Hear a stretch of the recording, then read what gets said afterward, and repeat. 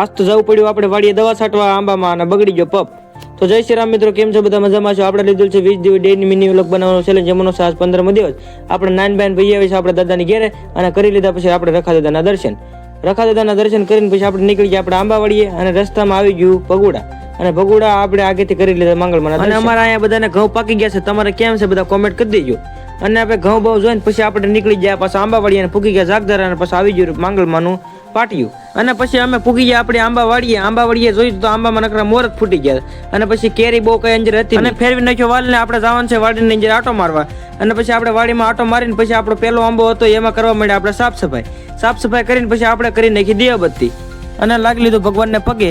અને પછી આપણે કરવાનું હતું પાણી ચાલુ અને કરી દીધું પાણી ચાલુ અને નીકળી ગયા આપણે ગામમાં ટીપણું લેવા. અને ટીપણું લઈને બેસી ગયા આપણે ગાડીમાં બેહીને પછી આપણે પૂગી ગયા આપણી વાડીએ અને લઈ લીધું આપણે માથા પર ટીપણું. અને પછી કરી દીધું આપણે પાણી ચાલુ અને ભરી લીધું આપણે ટીપણું ભરીને મારા પપ્પા કરતા હતા દવાનું મિશ્રણ અને પછી ભરવા માંડ્યા પેલો પપ ભરીને પછી સાટવા માંડ્યા મારા પપ્પા પાસે આંબામાં દવા. અને પેલો પપ આપણે સાઈટ તો આપણે આ પપમાંથી થવા માંડ્યું પાણીનું લીકેજ.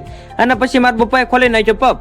અને પપ ખોલીને આપણે જોયું તો એમાં વાલ હતો લીકેજ. અને પછી ફિટ કરી દીધો વાલ ફિટ કરીને પછી આપણે ભરી લીધો પાછો બીજો પપ ભરીને પછી આપણે સાટવા માંડ્યા દવા. અને દવા સાટતા હતા તો આપણે લાગી ગઈ ભૂખ, તો આપણે ખાઈ લીધા પછી પાછા બબલા ખાઈને બાઈને અને લઈ લીધું આપણે દાંતડું. ને પછી ખરવા માંડ્યા આપણે આંબાના ખામણા સાફ કરીને બપોર થઈ ગયો. અને પછી આપણે બેસી ગયા જમવા. બપોર નાના રોપડાના ડબલું ભરીને નાખવા માંડ્યો પાણી. અને પછી આપણો હતો છેલ્લો પપ દવા સાટી દીધી ને પછી પાણી પૂરું થઈ ગયું તો આપણે ભરવા નીકળી જાય પાણી. અને વાડી બધું કામ પતાવીને આપણે નીકળી જાય ઘર બાજુ. તો મિત્રો આજનો લોગ એટલો જ ગમ્યો હોય તો લાઈક, શેર અને ફોલો કરતા જજો.